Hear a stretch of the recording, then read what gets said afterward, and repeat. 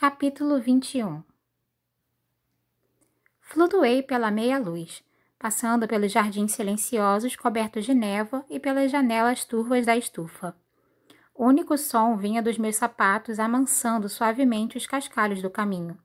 As entregas matutinas de pães e hortifrutigranjeiros estavam chegando ao grande palácio, e eu seguia uma caravana de carroças diretamente pelos portões e pelas ruas de paralelepípedos da cidade superior.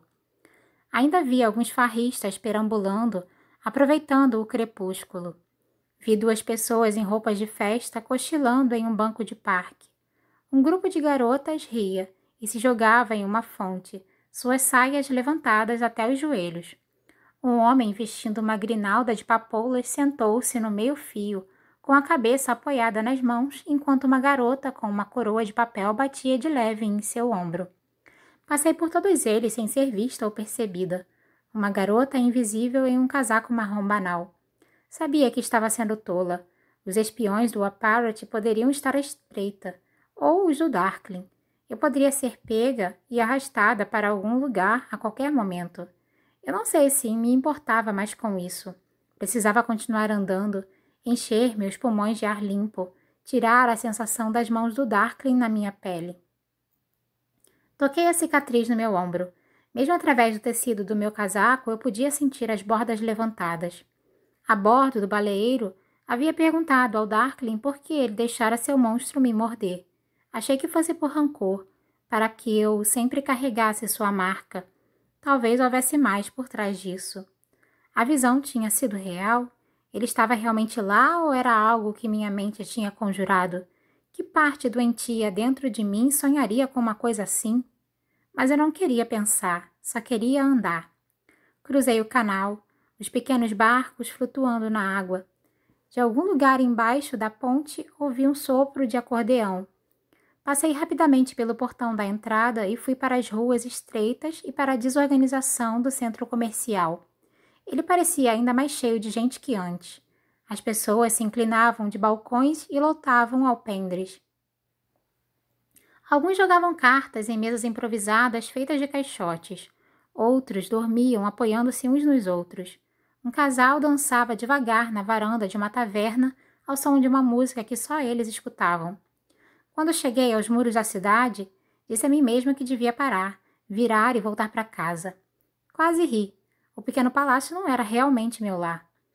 Não existe uma vida normal para pessoas como você e eu. Minha vida seria de submissão em vez de amor, fidelidade em vez de amizade. Eu pesaria cada decisão, consideraria cada ação, não confiaria em ninguém. Seria uma vida observada à distância. Eu sabia que devia voltar, mas continuei. E um instante depois estava do outro lado do muro. Havia deixado o Exalta. Simples assim. A cidade de tendas tinha crescido. Havia centenas de pessoas acampadas do lado de fora dos muros, talvez milhares. Não era difícil achar peregrinos. Eu estava surpresa de ver como o número tinha aumentado. Eles se amontoavam perto de uma grande tenda branca, todos voltados para o oriente, esperando o sol nascer mais cedo. O som começou como uma onda de sussurros murmurantes, que flutuavam no ar como as asas de pássaros, e cresceu para um zumbido baixo enquanto o sol aparecia no horizonte e iluminava o céu com um azul pálido. Só então eu comecei a entender as palavras Sancta, Sanctalina, Sancta, Sanctalina. Os peregrinos observavam o amanhecer crescente e eu os observava, incapaz de desviar os olhos de sua esperança, de sua expectativa. Seus rostos estavam exultantes e quando os primeiros raios do sol os iluminaram, alguns começaram a chorar. O zumbido cresceu e se multiplicou, ascendendo e declinando, criando um lamento que eriçou os pelos dos meus braços. Era um riacho inundando suas margens, um enxame de abelhas sacudido de uma árvore. Sancta, Sanctalina, filha de Ravka. Fechei os olhos enquanto o sol cobria minha pele, rezando para sentir alguma coisa, qualquer coisa. Sanctalina, filha de Keranzi. Suas mãos foram erguidas para o céu, suas vozes cresceram para um frenesi, agora gritando, berrando. Rostos velhos, novos, doentes e frágeis, fortes e saudáveis, estranhos, todos eles. Olhei em volta. Isso não é esperança, pensei. É loucura. É fome, necessidade, desespero. Eu me senti como se estivesse acordando de um transe. Por que tinha vindo aqui? Estava mais sozinha no meio dessas pessoas do que atrás das muralhas do palácio. Eles não tinham nada a me oferecer e eu não tinha nada a oferecer a eles. Meus pés doeram e percebi exatamente o quanto estava cansada. Virei-me e comecei a abrir caminho de volta pela multidão, em direção aos portões da cidade, enquanto o cântico chegava a um clamor vibrante. Sancta, eles gritavam.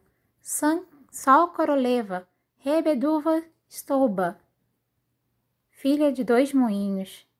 Eu tinha ouvido isso antes na jornada para os Altos, um vale que ganhara esse nome devido a uma ruína antiga, onde se amontoavam vilarejos minúsculos e irrelevantes na fronteira sul. Mari tinha nascido perto de lá também, mas nunca tivemos chance de voltar. E para quê? Qualquer família que pudéssemos ter tido já tinha sido enterrada ou queimada havia muito tempo. Sankt Alina. Pensei novamente nas minhas poucas memórias de antes de Keronzi, do prato de beterrabas fatiadas, meus dedos manchados com o vermelho delas.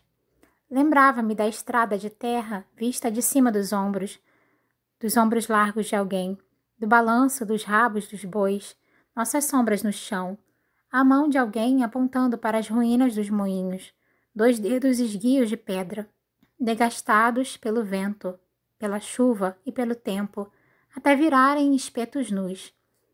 Isso era tudo o que permanecia na minha memória. O resto era Keramzi. O resto era Mali. Sancta Alina. Abri caminho pela massa de corpos, puxando meu cachecol mais forte em volta dos meus ouvidos para tentar bloquear o barulho. Uma velha peregrina entrou na minha frente e eu quase derrubei no chão. Estiquei a mão para ajudá-la a se estabilizar e ela se agarrou a mim, mal conseguindo manter seu equilíbrio. Desculpe, Bábia, eu falei formalmente. Que ninguém nunca diga que Ana Cuia não tinha nos ensinado bons modos. Pus a mulher de pé com gentileza. Você está bem? Mas ela não estava olhando para o meu rosto, estava encarando o meu pescoço. Minha mão voou para o meu pescoço, era tarde demais, o cachecol tinha caído. Sancta, a mulher gemeu. Sancta! Ela caiu de joelhos e agarrou minha mão, pressionando-a contra sua bochecha enrugada. Sancta Alina! De repente, havia mãos por toda parte ao meu redor, segurando nas minhas mangas, na bainha do meu casaco. Por favor, eu disse tentando me afastar deles. Sancta Alina, gemido, sussurrado, lamentado, gritado. Meu nome soava estranho para mim, pronunciado como uma reza, uma prece estrangeira para manter a escuridão distante. Eles se amontoaram ao meu redor, cada vez mais perto, lutando para se aproximarem, esticando a mão para tocar meu cabelo, minha pele. Eu ouvi alguma coisa rasgar e percebi que era o tecido do meu casaco. Sancta, Sancta Alina! Os corpos pressionaram com mais força, empurrando e puxando, gritando uns com os outros, cada um querendo chegar mais perto. Meus pés perderam contato com o chão. Eu gritei quando uma mecha do meu cabelo foi arrancada da minha cabeça. Eles iam me despedaçar. Deixe que façam isso, pensei com clareza súbita. Tudo poderia terminar facilmente. Chega de medo, de responsabilidade, de pesadelos de esquifes partidos ou crianças devoradas pela dobra. Chega de visões. Eu estaria livre do colar, da pulseira, do peso esmagador de sua esperança. Deixe que façam isso. Fechei os olhos. Esse seria meu fim. Eles me dariam uma página no Story Sanctae e colocariam um halo dourado na minha cabeça. Alina, a deprimida. Alina, a trivial. Alina, a maluca, filha de Dvastoba, dilacerada numa manhã na sombra dos muros da cidade. Eles poderiam vender meus ossos na beira da estrada. Alguém berrou. Ouvi um grito de raiva. Mãos enormes me seguraram e eu fui erguida no ar. Abri os olhos e vi o rosto carrancudo de Tolha. Ele me segurava em seus braços. Tamar estava ao lado dele, palmas viradas para cima, virando em um arco lento. Fiquem para trás, ela avisou a multidão. Eu vi alguns dos peregrinos piscarem os olhos com sono. Alguns simplesmente se sentaram. Ela estava desacelerando seus batimentos cardíacos, tentando acalmá-los, mas eles eram muitos. O homem jogou-se adiante. Como um relâmpago, Tamar havia sacado seus machados. O homem urrou e uma listra vermelha surgiu em seu braço. Se chegar mais perto, vai perder esse braço, ela avisou. Os rostos dos peregrinos eram selvagens. Deixe-me ajudar, protestei. Tolia me ignorou, empurrando e abrindo caminho pela multidão. Tamar circulava em torno dele, lâminas em movimento ampliando o caminho. Os peregrinos gemiam e lamentavam, seus braços esticados, esforçando-se para me alcançar. Agora, disse Tolia, então mais alto. Agora! Ele disparou. Minha cabeça batia contra seu peito enquanto acelerávamos em direção à segurança dos muros da cidade. Tamar em nosso encalço. Os guardas já tinham visto o tumulto crescendo e haviam começado a fechar os portões. Tolia avançou como um touro, derrubando pessoas em seu caminho, correndo pelo esforço cada vez menor entre os portões de ferro. Tamar deslizou atrás de nós, segundos antes de os portões baterem com um estalo. Do outro lado, ouvi o choque de corpos batendo contra as portas, mãos arranhando, vozes levantadas em ânsia. Eu ainda ouvia meu nome. Sancta Alina. Que diabo você estava pensando? Tolia urrou ao me deixar no chão. Depois, disse Tamar rudemente. Os guardas da cidade estavam olhando irritados para mim. Tire-a daqui, um deles gritou com raiva. Teremos sorte se não tivermos de cuidar de uma revolta completa. Os gêmeos tinham cavalos esperando. Tamar arrancou o pano de uma barraca do mercado e jogou-os nos meus ombros. Eu segurei perto do meu pescoço, escondendo o colar. Ela pulou em sua sela e Tolia jogou-me sem cerimônia atrás dela. Cavalgamos em um silêncio atormentado por todo o caminho de volta até os portões do palácio. O tumulto fora dos muros da cidade ainda não se tinha espalhado para dentro dela. E tudo o que recebemos foram alguns olhares intrigados. Os gêmeos não deram um pio, mas eu podia ver que estavam furiosos. Eles tinham todo o direito. Eu havia me comportado como uma idiota e agora só podia torcer para que os guardas lá embaixo pudessem restaurar a ordem sem apelar para a violência. Mas por baixo do pânico e do arrependimento, uma ideia havia surgido em minha cabeça. Eu tentei me convencer de que era bobagem, esperança tola, mas não conseguia abandoná-la. Quando voltamos ao pequeno palácio, os gêmeos queriam me levar direto para os aposentos do Darkling, mas eu recusei. Estou segura agora, disse. Tem algo que preciso fazer. Eles insistiram em me acompanhar até a biblioteca. Não demorou muito para eu encontrar o que buscava. Eu havia sido uma cartógrafa, afinal de contas. Ajeitei o livro debaixo do braço e voltei para o quarto com meus guardas carrancudos a reboque. Para minha surpresa, Mali estava esperando na área comum. Estava sentado à mesa acompanhado de um copo de chá. Onde você... Mali começou. Mas Tolia o arrancou da cadeira e o esmagou contra a parede antes que eu pudesse piscar. Onde você estava? Ele rosnou na frente do rosto de Mali. Tolia! Gritei em pânico. Tentei arrancar sua mão do pescoço de Mali, mas era como tentar dobrar uma barra de aço. Virei-me para Tamar para pedir ajuda, mas ela permaneceu para trás, de braços cruzados, parecendo tão irritada quanto seu irmão. Mali fez um som de engasgo. Ele não tinha trocado de roupa desde a noite anterior. Havia barba rala em seu queixo e o cheiro de sangue que Vaz pairava em torno dele como um casaco sujo. Pelos santos, Tolia, será que você poderia colocá-lo no chão? Por um momento, Tolia parecia ter toda a intenção de esmagá-lo até a morte, mas então relaxou os dedos e Mali deslizou parede abaixo, tossindo e arfando. Era o seu turno, Tolia bramiu, enfiando um dedo no peito de Mali. Você devia estar com ela. Desculpe, disse Mali rouco, esfregando a garganta. Eu devo ter caído no sono, eu estava perto do... Você estava no fundo de uma garrafa, Tolia se agitou. Posso sentir o cheiro de bebida em você. Sinto muito, Mali repetiu miserável. Sinto muito? Tolia flexionou os punhos. Eu deveria despedaçá-lo. Você pode arrancar os membros dele depois, falei. Nesse exato momento, preciso que encontre Nikolai e peça a ele que encontre comigo na sala de guerra. Eu vou trocar de roupa. Fui para o meu quarto e fechei as portas atrás de mim, tentando me recompor. Até o momento, eu tinha quase morrido e talvez começado uma revolta. Talvez eu pudesse incendiar alguma coisa antes do café da manhã. Lavei o rosto, vesti meu kefta e então corri para a sala de guerra. Mali estava esperando lá, afundada em uma cadeira, embora não o tivesse convidado.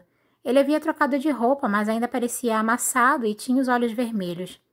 Havia machucados recentes em seu rosto da noite anterior.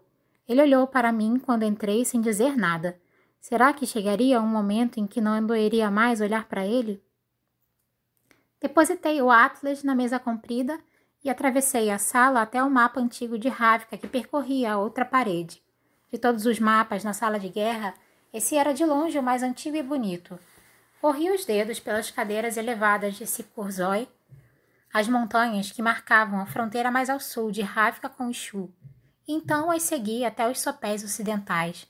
O vale de Divastoba era pequeno demais para ser assinalado nesse mapa. Lembra-se de alguma coisa? Perguntei a Mali sem olhar para ele. De antes de Keranzi? Mali não era muito mais velho que eu quando veio para o orfanato. Eu ainda me lembrava do dia em que ele havia chegado. Tinha ouvido falar que outro refugiado estava vindo, mas tinha torcido para que fosse uma garota com quem pudesse brincar. Em vez disso, havia ganhado um garoto rechonchudo e de olhos azuis disposto a enfrentar qualquer desafio. Não, sua voz ainda soava rouca depois de quase ser asfixiado por Tolha. Nada? Eu costumava ter sonhos sobre uma mulher com longos cabelos loiros em trança. Ela balançava na minha frente como se fosse um brinquedo. Sua mãe? Mãe, tia, vizinha, como eu poderia saber? Alina, sobre o que aconteceu? Algo mais? Ele me observou por um longo tempo, então suspirou e disse: Toda vez que sinto o cheiro de alcaçuz, lembro-me de estar sentada em uma varanda com uma cadeira pintada de vermelho na minha frente. É isso. Tudo o resto... Ele deixou a frase morrer, dando de ombros. Ele não precisava explicar. Memórias eram um luxo que outras crianças podiam ter, não os órfãos de Keramzin. Seja grato, seja grato. Alina, Mali tentou de novo. O que você falou sobre o Darkling? Mas nesse momento Nikolai entrou. Apesar de ainda ser cedo, ele tinha todo o visual de príncipe. Cabelos loiros brilhantes, botas polidas e reluzentes. Ele observou os machucados e a barba rala de Mali, então levantou as sobrancelhas e disse: Suponho que ninguém pediu chá. Ele se sentou e esticou suas longas pernas. Tolha e Tamar haviam assumido seus postos, mas pedi a eles para que fechassem a porta e se juntassem a nós. Quando estavam todos instalados ao redor da mesa, eu disse: Eu visitei os peregrinos hoje de manhã. A cabeça de Nikolai se levantou abruptamente. Em um instante, o príncipe de bem com a vida tinha desaparecido. Acho que não ouvi você direito. Eu estou bem. Ela quase foi morta, disse Tamar. Mas sobrevivi, acrescentei. Você está completamente louca? Nikolai perguntou. Aquelas pessoas são fanáticas. Ele se virou para Tamar. Como a deixou fazer algo assim? Eu não deixei, disse Tamar. Diga para mim que não foi sozinha, ele me disse. Eu não fui sozinha. Ela foi sozinha. Tamar, cale a boca. Nikolai, eu já disse que estou bem. Só porque nós chegamos em tempo, disse Tamar. Como vocês foram até lá? Perguntou Mali em voz baixa. Como a encontraram? Tolha fechou a cara e esmurrou a mesa com um de seus punhos gigantes. Não era para precisarmos encontrá-la. Era o seu turno, ele disse. Esqueça isso, Tolha. Falei com severidade. Mali não estava onde devia estar e eu sou perfeitamente capaz de ser burra sozinha. Respirei fundo. Mali parecia desolado. Tolha parecia prestes a destruir vários móveis. Tamar tinha uma expressão de pedra e Nikolai parecia estar mais irritado do que nunca. Mas pelo menos eu tinha a atenção deles. Empurrei o atlas para o centro da mesa. Tem um nome que os peregrinos usam para se referir a mim às vezes, falei. Filha de Vastoba. 2 moinhos, disse Nikolai. Um vale que ganhou esse nome por causa das ruínas na sua entrada. Abri o atlas na página que tinha marcado. Havia um mapa detalhado da fronteira sudoeste. Mali e eu viemos de algum lugar perto dali, eu disse, passando o dedo pela borda do mapa. Os vilarejos estão espalhados ao longo dessa área. Virei a página para a ilustração de uma estrada que levava a um vale pontilhado de cidades. Em cada lado da estrada existia um eixo fino de pedra. Eles não parecem muito impressionantes, resmungou Tullia. Exatamente, falei. São ruínas antigas. Quem sabe por quanto tempo estiveram ali ou o que poderiam ter sido. O vale é chamado de Dois Moinhos, mas talvez ele tenha sido parte de um portão ou de um aqueduto. Eu dobrei meu dedo sobre os eixos. Ou um arco. Um silêncio súbito se espalhou pela sala. Com o arco na frente e as montanhas lá atrás, as ruínas pareciam exatamente com a vista atrás de Sankt Ilia e no Storey Sancti. A única coisa que faltava era o pássaro de fogo. Nikolai puxou Atlas para si. Será que não estamos vendo apenas o que queremos ver? Talvez, admiti, mas é difícil acreditar que seja uma coincidência. Enviaremos batedores, ele sugeriu. Não, respondi. Eu quero ir. Se você partir agora, tudo o que você conseguiu com o segundo exército será perdido. Eu irei. Se Vasily pode sair correndo para Karieva para comprar pôneis, então ninguém se importará se eu fizer uma pequena viagem de caça. Balancei a cabeça. A pessoa a matar o pássaro de fogo tem de ser eu. Nós nem mesmo sabemos se ele está lá. Por que estamos discutindo isso? Perguntou Mali. Todos nós sabemos que serei eu aí. Tamar e Tolha trocaram um olhar preocupado. Nikolai pigarreou. Com todo o respeito, Oretsev, você não parece estar na sua melhor forma. Eu estou bem. Você se olhou em um espelho ultimamente? Acho que você já faz isso suficiente por nós dois. Mari disparou de volta. Então ele esfregou uma mão no rosto, parecendo mais fatigado que nunca. Estou cansado demais e de ressaca para discutir isso. Sou o único que pode encontrar o pássaro de fogo. Tem de ser eu.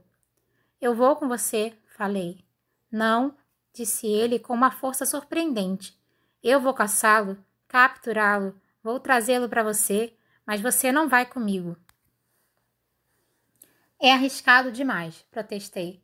Mesmo que você consiga capturá-lo, como poderia trazê-lo? Peça que um de seus fabricadores prepare algo especial para mim, disse ele. Essa é a melhor solução para todos vocês. Você ganha o pássaro de fogo e eu me livro deste lugar amaldiçoado pelos santos. Você não pode viajar sozinho, você... Então me dê Tolha ou Tamar, viajaremos mais rapidamente e atrairemos menos atenção sozinhos. Mali empurrou sua cadeira para trás e se levantou. Decida, faça os preparativos que quiser. Sem olhar para mim, ele disse, só diga para mim quando posso partir. Antes que eu pudesse levantar outra objeção, ele havia sumido. Virei de costas, lutando para conter as lágrimas que ameaçavam cair. Atrás de mim, ouvi os sons de sala esvaziando quando Nikolai murmurando instruções para os gêmeos. Estudei o mapa. Polisnaia, onde tínhamos nos alistado no exército, Riavost, onde começamos nossa jornada para dentro de Petrazói, Tisbia, onde ele tinha me beijado pela primeira vez. Nikolai colocou uma mão no meu ombro. Eu não sabia se queria tirá-la de lá ou me virar e cair em seus braços. O que ele faria se eu fizesse isso? Daria um tapinha nas minhas costas? Ele me beijaria? Ele me pediria em casamento? É o melhor, Alina. Ri amargamente. Você já notou que as pessoas só dizem isso quando não é verdade? Ele deixou a mão cair. Ele não pertence a esse lugar. O lugar dele é ao meu lado, eu quis gritar, mas sabia que não era verdade. Pensei no rosto machucado de Mali, ele andando de um lado para o outro como um animal preso enjaulado, cuspindo sangue e provocando o esquilo. Vá em frente. Pensei nele me segurando em seus braços quando cruzamos o Mar Real. A visão do mapa borrou quando meus olhos se encheram de lágrimas. Deixe-o partir, disse Nikolai. Partir para onde? Atrás de uma criatura mítica que talvez nem exista? Ou alguma missão impossível em montanhas cheias de Shu? Alina, Nikolai disse suavemente, é isso que os heróis fazem. Não quero que ele seja um herói. Ele não pode mudar quem ele é, assim como você não pode deixar de ser Grisha. Era um eco do que eu mesma tinha dito fazia apenas algumas horas, mas eu não queria ouvir. Você não se importa com o que acontece com Mali, falei com raiva. Você só quer se livrar dele. Se quisesse matar seu amor por Mali, eu forçaria a ficar aqui e o deixaria continuar a afogar suas mágoas em Kivas e agir como um burro ferido. Mas é essa a vida que você realmente quer para ele? Respirei fundo, tremendo. Não era. Eu sabia disso. Mali estava profundamente infeliz ali. Estava sofrendo desde o momento em que chegamos, mas eu havia me recusado a ver isso. Tinha brigado com ele por ele querer que eu fosse alguém diferente, alguém que eu não poderia ser, e o tempo todo eu tinha exigido a mesma coisa dele. Eu limpei as lágrimas das minhas bochechas. Não havia sentido em discutir com Nikolai. Mali tinha sido soldado. Ele queria um propósito. Aqui estava o propósito. Se eu simplesmente deixasse que ele o perseguisse. E por que não admitir? Mesmo protestando, havia outra voz dentro de mim, uma ânsia faminta e vergonhosa que exigia uma conclusão, que desejava que Mali fosse embora e encontrasse o pássaro de fogo, que insistia em que ele o trouxesse de volta para mim, não importava o custo. Eu tinha dito a Mali que a garota que ele conhecera não existia mais. Melhor que ele partisse antes de descobrir o quanto isso era verdade. Deixei os dedos deslizarem sobre a ilustração de Dvastova. 2 moinhos ou algo mais. Quem poderia dizer quando não havia mais nada além de ruínas? Você sabe qual é o problema com heróis e santos, Nikolai? Perguntei, fechando o livro e andando em direção à porta. Eles sempre acabam mortos.